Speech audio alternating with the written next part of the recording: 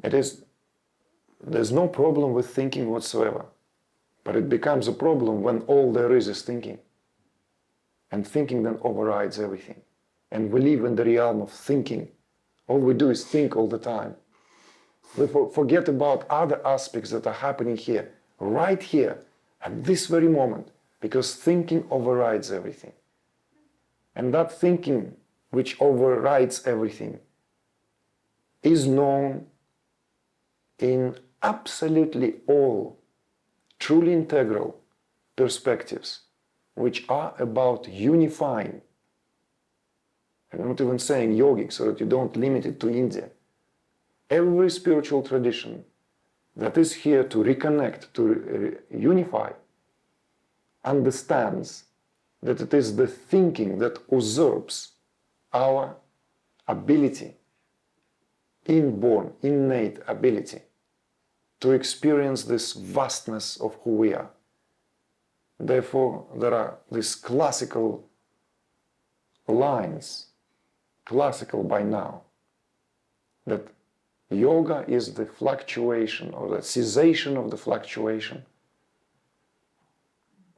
of the mind. So, unity, or state of unity, is simply cessation of the fluctuation of the mind.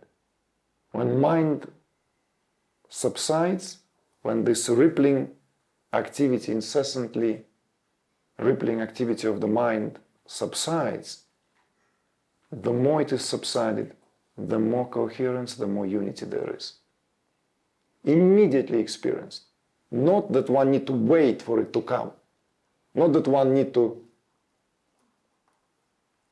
subside the mind and wait for another week for that unity to come, or another year.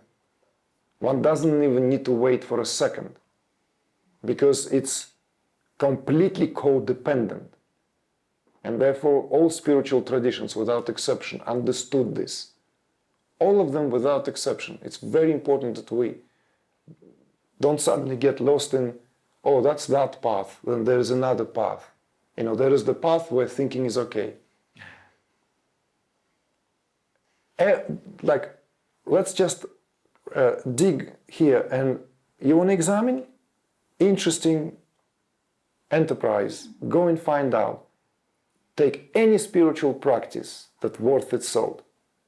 Any spiritual practice that known to bear some results. And you will see that at its aim is to settle down or quieten the mind. Any prayer in any tradition is for that. It's not that we want to talk to God and tell God all of our problems, like as if God has nothing better to do, than to hear how annoying it is here on this earth. It's like our being is totally invested in that. Of course, it's like you have created this, and like, hallelujah, I love you, and it's like, oh God, what a mess you have created. Can you please begin to sort it out somehow? Yes, of course, and we also invest that with the feeling that God is all mighty and all compassionate, and somehow He, maybe it's she.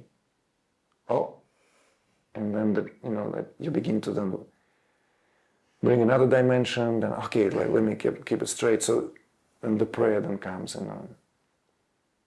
anything, prayer, meditation, chanting, whirling, dancing, swimming, diving, running, cycling, any activity that there is, holotropic breathing, standing on your head, love making, celibacy making, it's for the sake of essentially having a peace of mind.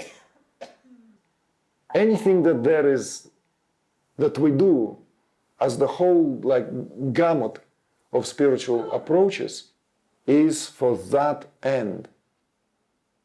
So in other words, if any of you can do that without any spiritual practice, I would like to invite you to sit here, and I will humbly sit right here. I swear to God that if you can do that without anything, if you can just arrest your mind, subside your mind by itself without anything. That's it. You don't need to do anything. Nothing you need to do.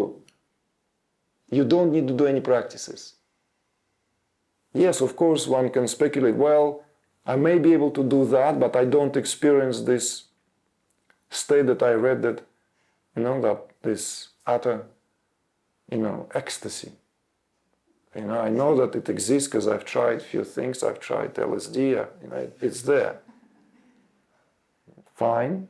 I agree with you that there is this ecstasy, and not only because of the LSD.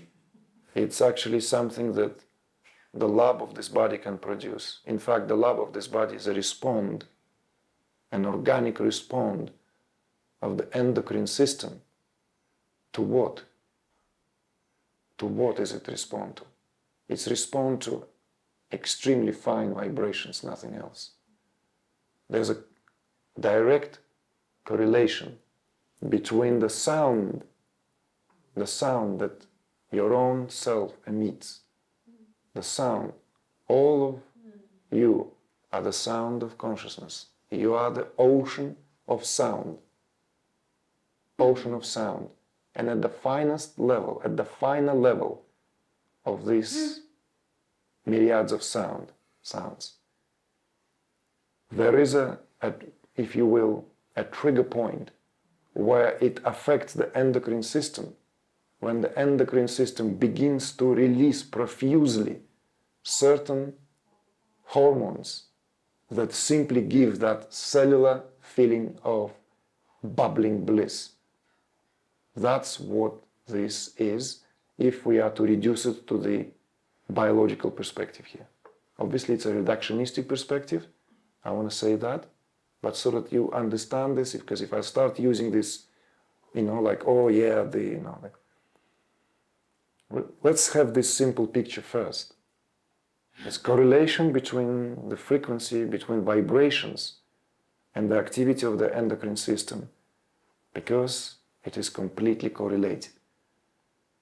And then the lab of this body is designed in such a way that it can produce everything, anything. It can produce heaven, it can produce hell. That's what this body is.